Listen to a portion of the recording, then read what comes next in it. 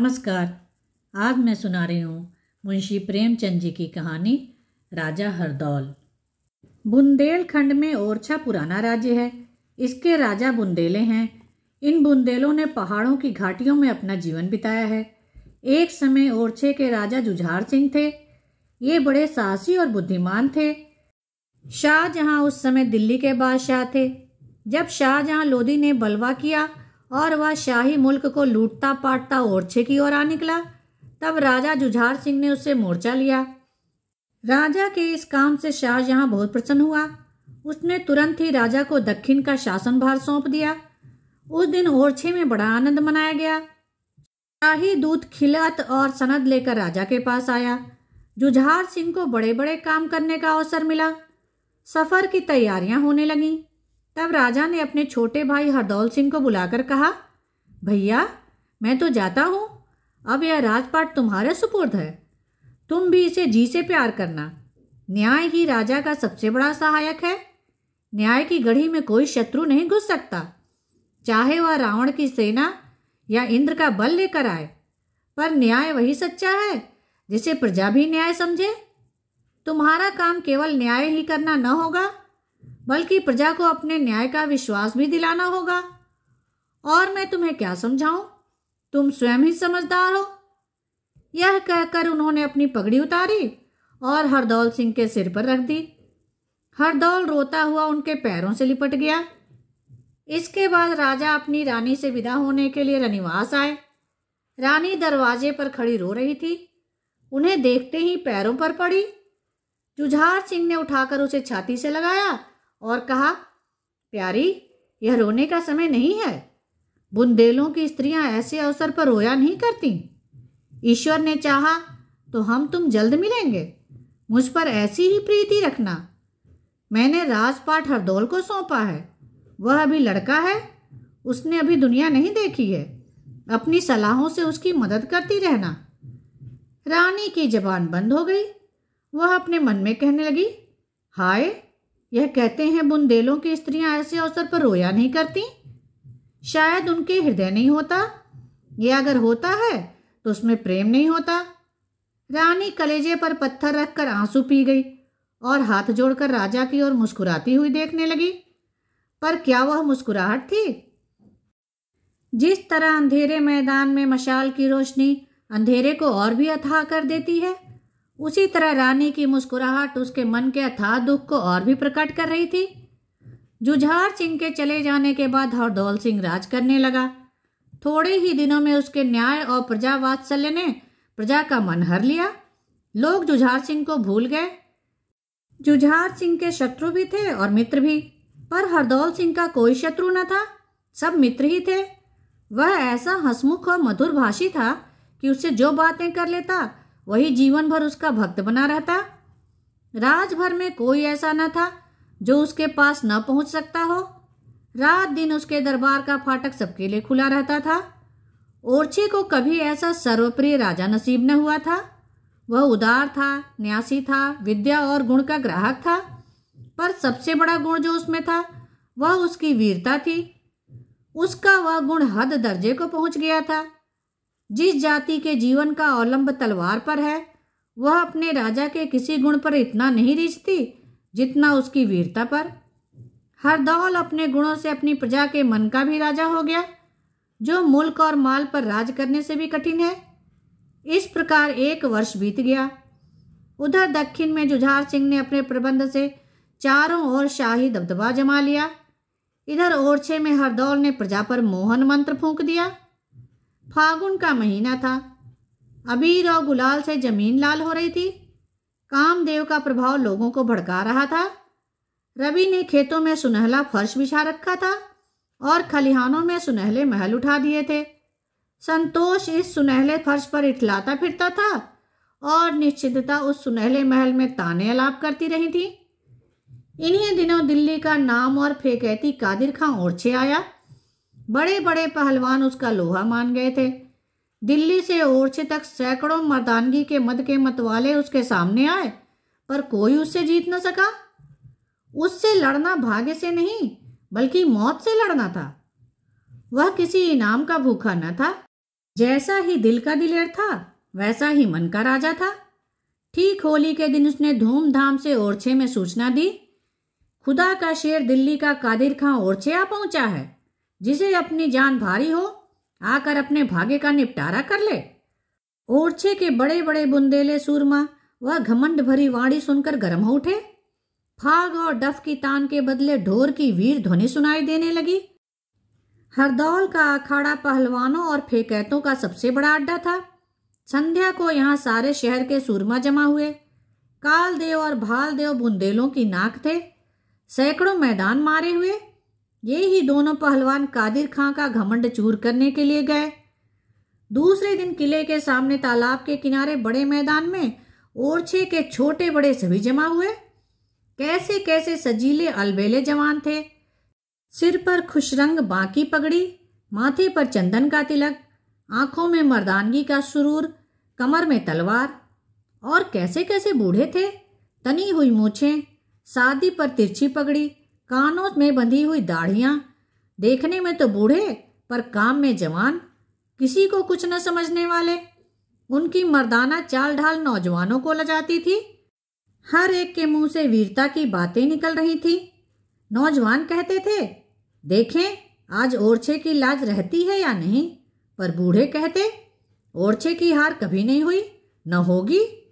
वीरों का यह जोश देखकर राजा हरदौल ने बड़े जोर से कह दिया, खबरदार, बुंदेलों की लाज रहे या ना रहे, पर उनकी प्रतिष्ठा में बल न पड़ने पाए। यदि किसी ने औरों को यह कहने का अवसर दिया कि ओरछे वाले तलवार से न जीत सके तो धांधली कर बैठे, वह अपने को जाति का शत्रु समझे। सूर्य निकल आया था। एकाएक नगाड़े पर चोट पड़ी और आशा तथा भय ने लोगों के मन को उछालकर मुंह तक पहुंचा दिया। कालदेव और कादिर खां दोनों लंगोट कसे शेरों की तरह अखाड़े में उतरे और गले मिल गए। तब दोनों तरफ से तलवारें निकलीं और दोनों के बगलों में चली गईं। फिर बादल के दो टुकड़ों से बिजलियां निकलने लगीं। पूरे 3 घंटे तक यही मालूम होता रहा कि 2 अंगारे हैं। हजारों आदमी खड़े तमाशा देख रहे थे और मैदान में आधी रात का सा सन्नाटा छाया था। हाँ, जब कभी कालदेव गिरहदार हाथ चलाता या कोई पेंचदार वार बचा जाता तो लोगों की गर्दन आप ही आप उठ जाती, पर किसी के मुंह से एक शब्द भी न निकलता था। अखाड़े के अंदर तलवारों की खींचतान थी, पर देखने वालों के लिए अखाड़े से बाहर मैदान में इससे भी बढ़कर तमाशा था। बार बार जाति प्रतिष्ठा के विचार से मन के भावों को रोकना और प्रसन्नता या दुख का शब्द मुंह से बाहर न निकलने देना तलवारों के वार बचाने से अधिक कठिन था। एकाएक कादिर खां अल्लाह अकबर चिल्लाया, मानो बादल गरज उठा और उसके गरजते ही कालदेव के सिर पर बिजली गिर पड़ी। कालदेव के गिरते ही बुंदेलों का सब्र न रहा। हर एक के चेहरे पर निर्बल क्रोध और कुचले हुए घमंड की तस्वीर खिंचाई। हजारों आदमी जोश में आकर अखाड़े पर दौड़े, पर हरदौल ने कहा, खबरदार, अब कोई आगे न बढ़े। इस आवाज ने पैरों के साथ जंजीर का काम किया। दर्शकों को रोककर जब वे अखाड़े में गए और कालदेव को देखा तो आंखों में आंसू भर आए। जख्मी शेर जमीन पर पड़ा तड़प रहा था। उसके जीवन की तरह उसके तलवार के 2 टुकड़े हो गए थे। आज का दिन बीता, रात आई, पर बुंदेलों की आंखों में नींद कहाँ। लोगों ने करवटें बदलकर रात काटी। जैसे दुखित मनुष्य विकलता से सुबह की बाट जोता है, उसी तरह बुंदेले रह रहकर आकाश की तरफ देखते और उसकी धीमी चाल पर झुंझलाते थे। उनके जातीय घमंड पर गहरा घाव लगा था। दूसरे दिन ज्यों ही सूर्य निकला, 3 लाख बुंदेले तालाब के किनारे पहुंचे।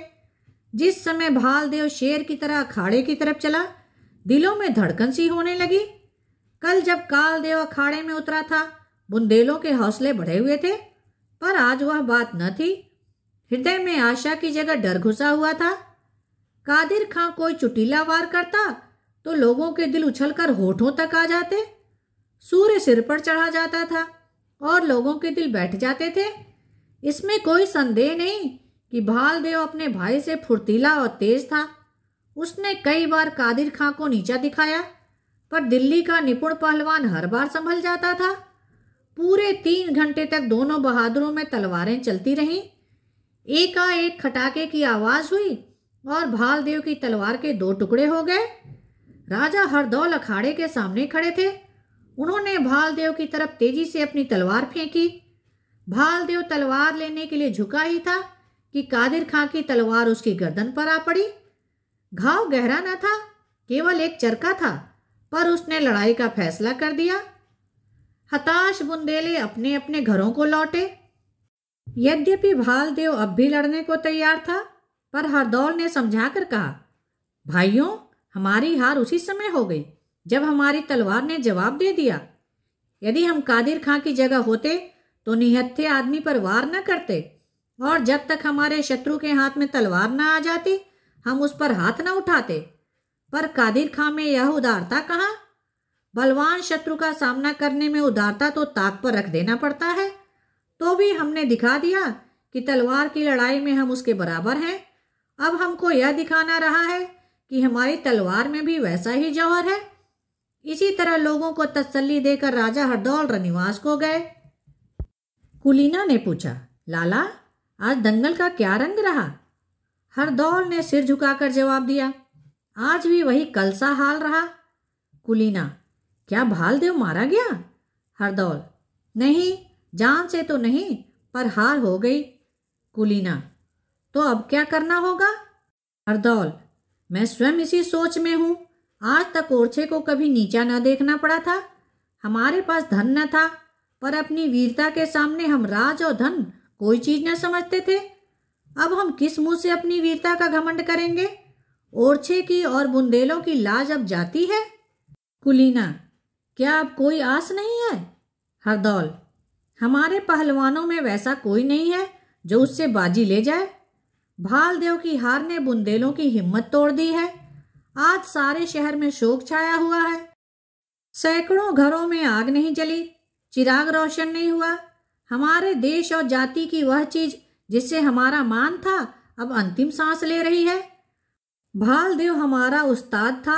उसके हार चुकने के बाद मेरा मैदान में आना धृष्टता है, पर बुंदेलों की साख जाती है तो मेरा सिर भी उसके साथ जाएगा। कादिर खां बेशक अपने हुनर में एक ही है, पर हमारा भालदेव कभी उससे कम नहीं। उसकी तलवार यदि भालदेव के हाथ में होती तो मैदान जरूर उसके हाथ रहता।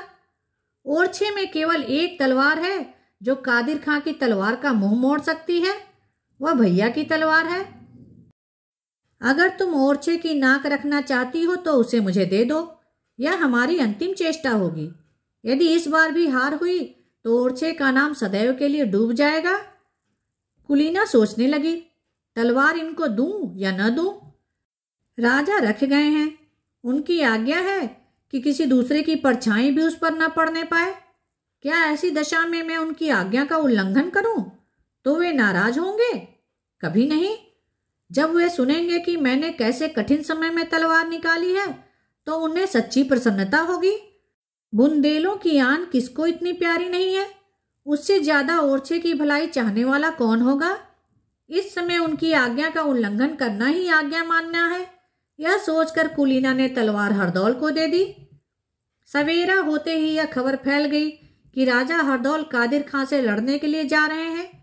इतना सुनते ही लोगों में सनसनी सी फैल गई और चौंक उठे। पागलों की तरह लोग अखाड़े की ओर दौड़े। हर एक आदमी कहता था, जब तक हम जीते हैं महाराज को नहीं लड़ने देंगे। पर जब लोग अखाड़े के पास पहुंचे तो देखा कि अखाड़े में बिजलियां सी चमक रही हैं। बुंदेलों के दिलों पर उस समय जैसा बीत रहा था उसका अनुमान करना कठिन है। उस समय उस लंबे चौड़े मैदान में जहां तक निगाह जाती थी आदमी ही आदमी नजर आते थे, पर चारों तरफ सन्नाटा था। हर एक आंख अखाड़े की तरफ लगी हुई थी और हर एक का दिल हरदौल की मंगल कामना के लिए ईश्वर का प्रार्थी था। कादिर खां का एक एक वार हजारों दिलों के टुकड़े कर देता था और हरदौल की एक एक काट से मनों में आनंद की लहरें उठती थी। अखाड़ों में 2 पहलवानों का सामना था और अखाड़े के बाहर आशा और निराशा का। आखिर घड़ियाल ने पहला पहर बजाया और हरदौल की तलवार बिजली बनकर कादिर के सिर पर गिरी। यह देखते ही बुंदेले मारे आनंद के उन्मत्त हो गए। किसी को किसी की सुध न रही। कोई किसी से गले मिलता, कोई उछलता और कोई छलांगे मारता था। हजारों आदमियों पर वीरता का नशा छा गया। तलवारें म्यान से निकल पड़ी, भाले चमकने लगे। जीत की खुशी में सैकड़ों जानें भेंट हो गई। पर जब हरदौल अखाड़े से बाहर आए और उन्होंने बुंदेलों की ओर तेज निगाहों से देखा तो आन की आन में लोग संभल गए। तलवारें म्यान में जा छिपी। ख्याल आ गया, यह खुशी क्यों, यह उमंग क्यों, और यह पागलपन किस लिए? बुंदेलों के लिए यह कोई नई बात तो नहीं हुई। इस विचार ने लोगों का दिल ठंडा कर दिया। हरदौल की इस वीरता ने उसे हर एक बुंदेले के दिल में मान प्रतिष्ठा की ऊंची जगह पर बिठाया, जहां न्याय और उदारता भी उसे न पहुंचा सकती थी। वह पहले ही से सर्वप्रिय था और अब वह जाति का वीरवर और बुंदेला दिलावरी का सिरमौर बन गया। राजा जुझार सिंह ने भी दक्षिण में अपनी योग्यता का परिचय दिया। वे केवल लड़ाई में ही वीर न थे, बल्कि राज्य शासन में भी अद्वितीय थे। उन्होंने अपने सुप्रबंध से दक्षिण प्रांतों का बलवान राज्य बना दिया और वर्ष भर के बाद बादशाह से आज्ञा लेकर वे ओरछे की तरफ चले। ओरछे की याद उन्हें सदैव बेचैन करती रही। ओरछा, वह दिन कब आएगा कि फिर तेरे दर्शन होंगे। राजा मंजिलें मारते चले आते थे, न भूख थी न प्यास। ओरछे वालों की मोहब्बत खींचे लिए आती थी। यहाँ तक कि ओरछे के जंगलों में आ पहुंचे, साथ के आदमी पीछे छूट गए। दोपहर का समय था, धूप तेज थी। वे घोड़े से उतरे और एक पेड़ की छांव में जा बैठे। भाग्यवश आज राजा हरदौल भी जीत की खुशी में शिकार खेलने निकले थे।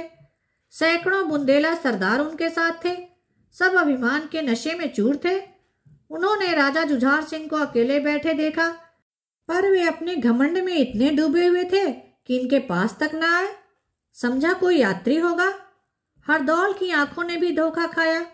वे घोड़े पर सवार अकड़ते हुए जुझार सिंह के सामने आए और पूछना चाहते थे कि तुम कौन हो, कि भाई से आंख मिल गई। पहचानते ही घोड़े से कूद पड़े और उनको प्रणाम किया। राजा ने भी उठकर हरदौल को छाती से लगा दिया, पर उस छाती में अब भाई की मोहब्बत न थी। मोहब्बत की जगह ईर्ष्या ने घेर ली थी, और वह केवल इसलिए कि हरदौल दूर से नंगे पैर उनकी तरफ न दौड़ा। उसके सवारों ने दूर से ही उनकी अभ्यर्थना न की।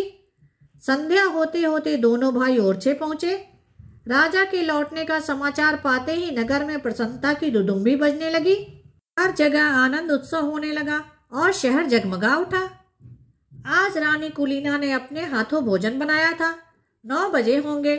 लौंडी ने आकर कहा, महाराज, भोजन तैयार है। दोनों भाई भोजन करने गए। सोने के थाल में राजा के लिए भोजन परोसा गया और चांदी के थाल में हरदौल के लिए। कुलीना ने स्वयं भोजन बनाया था और स्वयं थाल परोसे थी और स्वयं ही सामने लाई थी। पर दिनों का चक्र कहो या भाग्य के दुर्दिन, उसने भूल से सोने का थाल हरदौल के आगे रख दिया और चांदी का राजा के सामने। हरदौल ने कुछ ध्यान न दिया। वह वर्ष भर से सोने के थाल में खाते खाते उसका आदी हो गया था। पर जुझार सिंह तिलमिला गए। जबान से कुछ न बोले, पर तेवर बदल गए और मुंह लाल हो गया। रानी की तरफ घूर कर देखा और भोजन करने लगे, पर ग्रास विष मालूम होता था। 2-4 ग्रास खाकर उठ गए। रानी उनके तेवर देखकर डर गई। आज कैसे प्रेम से उसने भोजन बनाया था। कितनी प्रतीक्षा के बाद यह शुभ दिन आया। उसके उल्लास का कोई पारावार न था। पर राजा के तेवर देखकर उसके प्राण सूख गए। जब राजा उठ गए और उसने थाल को देखा तो कलेजा धक्क से हो गया और पैरों तले से मिट्टी निकल गई। उसने सिर पीट लिया। ईश्वर, आज रात कुशलता पूर्वक कटे, मुझे अच्छे शकुन दिखाई नहीं देते। राजा जुझार सिंह शीश महल में लेटे। चतुर नाइन ने रानी का श्रृंगार किया और वह मुस्कुराकर बोली, कल महाराज से इसका इनाम लूंगी। यह कहकर वह चली गई, परंतु कुलीना वहां से न उठी। वह गहरे सोच में पड़ी हुई थी। उनके सामने कौन सा मुंह लेकर जाऊं। नाइन ने नाहक मेरा श्रृंगार कर दिया। मेरा श्रृंगार देखकर वे खुश भी होंगे। मुझसे इस समय अपराध हुआ है। मैं अपराधिनी हूं। मेरा उनके पास इस समय बनाव श्रृंगार करके जाना उचित नहीं। नहीं नहीं, आज मुझे उनके पास भिखारन के वेश में जाना चाहिए। मैं उनसे क्षमा मांगूंगी। इस समय मेरे लिए यही उचित है। यह सोचकर रानी बड़े शीशे के सामने खड़ी हो गई। वह अप्सरा सी मालूम होती थी। सुंदरता की कितनी ही तस्वीरें उसने देखी थी, पर उसे इस समय शीशे की तस्वीर सबसे ज्यादा खूबसूरत मालूम होती थी। सुंदरता और आत्मरुचि का साथ है। हल्दी बिना रंग के नहीं रह सकती। थोड़ी देर के लिए कुलीना सुंदरता के मद से फूल उठी। वह तनकर खड़ी हो गई। लोग कहते हैं कि सुंदरता में जादू है, और वह जादू जिसका कोई उतार नहीं। धर्म और कर्म, तन और मन सब सुंदरता पर न्यौछावर है। मैं सुंदर न सही, ऐसी कुरूपा भी नहीं हूं। क्या मेरी सुंदरता में इतनी भी शक्ति नहीं कि महाराज मेरा अपराध क्षमा करा सके? ये बाहुलताएं जिस समय उनके गले का हार होंगी, ये आंखें जिस समय प्रेम के मद से लाल होकर देखेंगी, तब क्या मेरे सौंदर्य की शीतलता उनकी क्रोधाग्नि को ठंडा न कर देगी? पर थोड़ी देर में रानी को ज्ञात हुआ, आह, यह मैं क्या स्वप्न देख रही हूं? मेरे मन में ऐसी बातें क्यों आती हैं? मैं अच्छी हूं या बुरी हूं? उनकी चेरी हूं? मुझसे अपराध हुआ है, मुझे उनसे क्षमा मांगनी चाहिए। यह श्रृंगार और बनाव इस समय उपयुक्त नहीं है। यह सोचकर रानी ने सब गहने उतार दिए। इतर में बसी हुई रेशम की साड़ी अलग कर दी, मोतियों से भरी मांग खोल दी, और वह खूब फूट फूट कर रोई। यह मिलाप की रात वियोग की रात से भी विशेष दुखदायिनी है। भिखारिनी का भेष बनाकर रानी शीश महल की ओर चली। पैर आगे बढ़ते थे, पर मन पीछे हटा जाता था। दरवाजे तक आई, पर भीतर पैर न रख सकी। दिल धड़कने लगा। ऐसा जान पड़ा मानो उसके पैर थर्रा रहे हैं। राजा जुझार सिंह बोले, कौन है? कुलीना, भीतर क्यों नहीं आ जाती? कुलीना ने जीकड़ा करके कहा, महाराज कैसे आऊं? मैं अपनी जगह क्रोध को बैठा पाती हूं। राजा, यह क्यों नहीं कहती कि मन दोषी है, इसलिए आंखें नहीं मिलने देता? कुलीना, निसंदेह मुझसे अपराध हुआ है, पर एक अबला आपसे क्षमा का दान मांगती है। राजा, इसका प्रायश्चित करना होगा। कुलीना, क्यों कर? राजा, हरदौल के खून से। कुलीना सिर से पैर तक कांप गई। बोली, क्या इसलिए कि आज मेरी भूल से ज्योनार के थालों में उलटफेर हो गया? राजा, नहीं, इसलिए कि तुम्हारे प्रेम में हरदौल ने उलटफेर कर दिया। जैसे आग की आंच से लोहा लाल हो जाता है, वैसे ही रानी का मुंह लाल हो गया। क्रोध की अग्नि सद्भावों को भस्म कर देती है। प्रेम और प्रतिष्ठा, दया और न्याय सब जल के राख हो जाते हैं। 1 मिनट तक रानी को ऐसा मालूम हुआ मानो दिल और दिमाग दोनों खोल रहे हैं, पर उसने आत्मदमन की अंतिम चेष्टा से अपने को संभाला। केवल इतना बोली, हरदौल को अपना लड़का और भाई समझती हूं। राजा उठ बैठे और कुछ नर्म स्वर में बोले, नहीं, हरदौल लड़का नहीं है, लड़का मैं हूं, जिसने तुम्हारे ऊपर विश्वास किया। कुलीना, मुझे तुमसे ऐसी आशा न थी। मुझे तुम्हारे ऊपर घमंड था। मैं समझता था चांद सूर्य टल सकते हैं, पर तुम्हारा दिल नहीं टल सकता। पर आज मुझे मालूम हुआ कि वह मेरा लड़कपन था। बड़ों ने सच कहा है कि स्त्री का प्रेम पानी की धार है, जिस ओर ढाल पाता है उधर ही बह जाता है। सोना ज्यादा गर्म होकर पिघल जाता है। कुलीना रोने लगी। क्रोध की आग पानी बनकर आंखों से निकल पड़ी।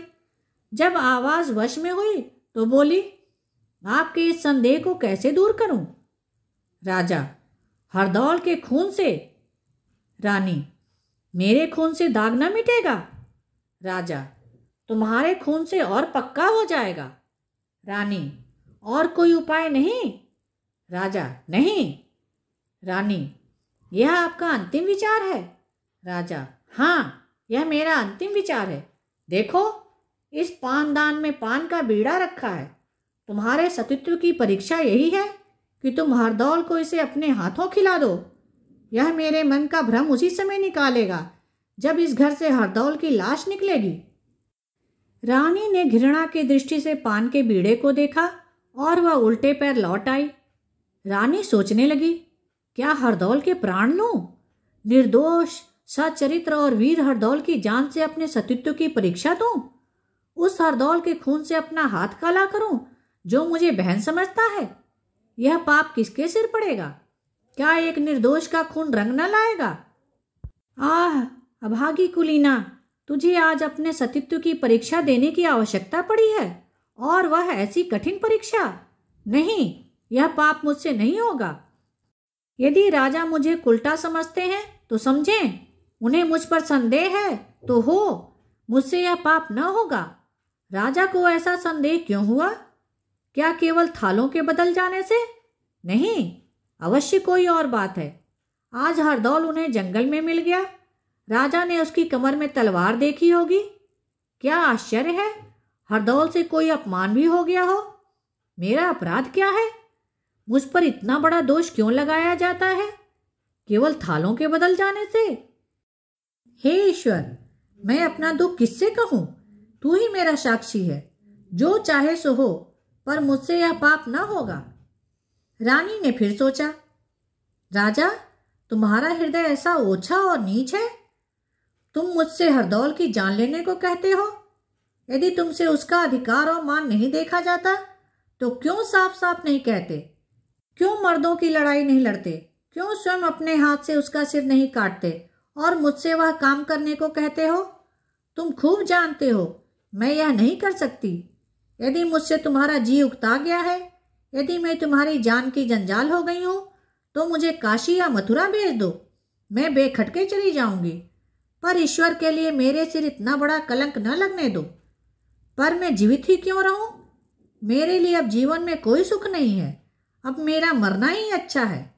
मैं स्वयं प्राण दे दूंगी, पर यह महापाप मुझसे न होगा। विचारों ने फिर पलटा खाया। तुमको पाप करना ही होगा। इससे बड़ा पाप शायद आज तक संसार में न हुआ हो, पर यह पाप तुमको करना होगा। तुम्हारे पतिव्रत पर संदेह किया जा रहा है और तुम्हें इस संदेह को मिटाना होगा। यदि तुम्हारी जान जोखिम में होती तो कुछ हर्ज न था। अपनी जान देकर हरदौल की जान बचा लेती, पर इस समय तुम्हारे पतिव्रत पर आंच आ रही है, इसलिए तुम्हें यह पाप करना ही होगा। और पाप करने के बाद हंसना और प्रसन्न रहना होगा। यदि तुम्हारा चित्त तनिक भी विचलित हुआ, यदि तुम्हारा मुखड़ा जरा भी मध्यम हुआ, तो इतना बड़ा पाप करने पर भी तुम संदेह मिटाने में सफल न होगी। तुम्हारे जी पर चाहे जो बीते, पर तुम्हें यह पाप करना ही पड़ेगा। परंतु कैसे होगा? क्या मैं हरदौल का सिर उतारूंगी? यह सोचकर रानी के शरीर में कंपकपी आ गई। नहीं, मेरा हाथ उस पर कभी नहीं उठ सकता। प्यारे हरदौल, मैं तुम्हें खिला सकती हूँ। मैं जानती हूँ तुम मेरे लिए आनंद से विष का बीड़ा खा लोगे। हाँ, मैं यह जानती हूँ तुम नहीं न करोगे, पर मुझसे यह महापाप नहीं हो सकता। एक बार नहीं, 1000 बार नहीं हो सकता। हरदौल को इन बातों की कुछ भी खबर न थी। आधी रात को एक दासी रोती हुई उसके पास गई और उसने सब समाचार अक्षर अक्षर कर सुनाया। वह दासी पान दान लेकर रानी के पीछे पीछे राजमहल से दरवाजे पर गई थी और सब बातें सुनकर आई थी। हरदौल राजा का यह ढंग देखकर पहले ही ताड़ गया था कि राजा के मन में कोई न कोई कांटा अवश्य खटक रहा है। दासी की बातों ने उसके संदेह को और भी पक्का कर दिया। उसने दासी से कड़ी मनाही कर दी, सावधान, किसी दूसरे के कानों में इस बात की भनक न पड़े। और वह स्वयं मरने को तैयार हो गया। हरदौल बुंदेलों की वीरता का सूरज था। उसकी भौहों के तनिक इशारे से 3 लाख बुंदेले मरने और मारने के लिए इकट्ठे हो सकते थे। ओरछा उस पर न्योछावर था। यदि जुझार सिंह खुले मैदान में उसका सामना करते तो अवश्य मुंह की खाते, क्योंकि हरदौल भी बुंदेला था और बुंदेला अपने शत्रु के साथ किसी प्रकार की मुंह देखी नहीं करते। मारना मरना उनके जीवन का एक अच्छा दिल बहलाव है। उन्हें सदा इसकी लालसा रही कि कोई हमें चुनौती दे, कोई हमें छेड़े। उन्हें सदा खून की प्यास रहती है और वह प्यास कभी नहीं बुझती। परंतु उस समय एक स्त्री को उसके खून की जरूरत थी और उसका साहस उसके कानों में कहता था कि एक निर्दोष और सती अबला के लिए अपने शरीर का खून देने से मुंह न मोड़ो। यदि भैया को यह संदेह होता है कि मैं उनके खून का प्यासा हूँ और उन्हें मारकर राज्य अधिकार करना चाहता हूँ, तो कुछ हर्ज न था। राज्य के लिए कत्ल और खून, दगा और फरेब सब उचित समझा गया है, परंतु उनके संदेह का निपटारा मेरे मरने के सिवा और किसी तरह नहीं हो सकता। इस समय मेरा धर्म है कि मैं अपने प्राण देकर उनके इस संदेह को दूर कर दूं? उनके मन में यह दुखाने वाला संदेह उत्पन्न करके भी यदि मैं जीता ही रहूं और अपने मन की पवित्रता जताऊं तो यह मेरी ढिठाई है? नहीं, इस भले काम से अधिक आगा पीछा करना अच्छा नहीं। मैं खुशी से विष का बीड़ा खाऊंगा। इससे बढ़कर शूरवीर की मृत्यु और क्या हो सकती है? क्रोध में आकर मारू के भय बढ़ाने वाले शब्द सुनकर रण क्षेत्र में अपनी जान को तुच्छ समझना इतना कठिन नहीं है। आज सच्चा वीर हरदौल अपने हृदय के बड़प्पन पर अपनी सारी वीरता न्यौछावर करने को उद्यत है। दूसरे दिन हरदौल ने खूब तड़के स्नान किया, बदन पर अस्त्र शस्त्र सजाकर मुस्कुराता हुआ राजा के पास गया। राजा भी सोकर तुरंत ही उठे थे। उनकी अलसाई हुई आंखें हरदौल की मूर्ति की ओर लगी हुई थी। सामने संगमरमर की चौकी पर विष मिला पान सोने की तश्तरी में रखा हुआ था। राजा कभी पान की ओर ताकते, कभी मूर्ति की ओर। शायद उनके विचार ने इस विष की गांठ और उस मूर्ति में एक संबंध पैदा कर दिया था। उस समय जो हरदौल एकाएक घर में पहुंचे तो राजा चौंक पड़े। उन्होंने संभल कर पूछा, इस समय कहाँ चले? हरदौल का मुखड़ा प्रफुल्लित था। वह हंसकर बोला, कल आप यहाँ पधारे हैं, इस खुशी में मैं आज शिकार खेलने जाता हूँ। आपको ईश्वर ने अजीत बनाया है, मुझे अपने हाथ से विजय का बीड़ा दीजिए। यह कहकर हरदौल ने चौकी पर से पान दान उठा लिया और उसे राजा के सामने रखकर बीड़ा लेने के लिए हाथ बढ़ाया। हरदौल का खिला हुआ मुखड़ा देखकर राजा की ईर्ष्या की आग और भी बढ़ गई। दुष्ट, मेरे घाव पर नमक छिड़कने आया है। मेरे मान और विश्वास को मिट्टी में मिलाने पर भी तेरा जी न भरा। मुझसे विजय का बीड़ा मांगता है। हाँ, यह विजय का बीड़ा है और तेरी विजय ही नहीं, मेरी विजय का। इतना मन में कहकर जुझार सिंह ने बीड़े को हाथ में उठाया। वे एक क्षण तक कुछ सोचते रहे, फिर मुस्कुराकर हरदौल को बीड़ा दे दिया। हरदौल ने सिर झुकाकर बीड़ा लिया और उसे माथे पर चढ़ाया। एक बार बड़ी ही करुणा के साथ चारों ओर देखा, फिर बीड़े को मुंह में रख लिया। एक सच्चे राजपूत ने अपना पुरुषत्व दिखा दिया। विष हलाहल था। कंठ के नीचे उतरते ही हरदौल के मुखड़े पर मुर्दनी छा गई और आंखें बुझ गईं। उसने एक ठंडी सांस ली, दोनों हाथ जोड़कर जुझार सिंह को प्रणाम किया और जमीन पर बैठ गया। उसके ललाट पर पसीने की ठंडी ठंडी बूंदें दिखाई दे रही थी और सांस तेजी से चलने लगी थी, पर चेहरे पर प्रसन्नता और संतोष की झलक दिखाई देती थी। जुझार सिंह अपनी जगह से जरा भी न हिले। उनके चेहरे पर ईर्ष्या से भरी हुई मुस्कुराहट छाई हुई थी, पर आंखों में आंसू भर आए थे। उजाले और अंधेरे का मिलाप हो गया था। धन्यवाद। कहानी को लाइक करें और शेयर करें। मेरे चैनल को सब्सक्राइब कर दें, जिससे सभी कहानियाँ आपको समय पर मिल जाएं।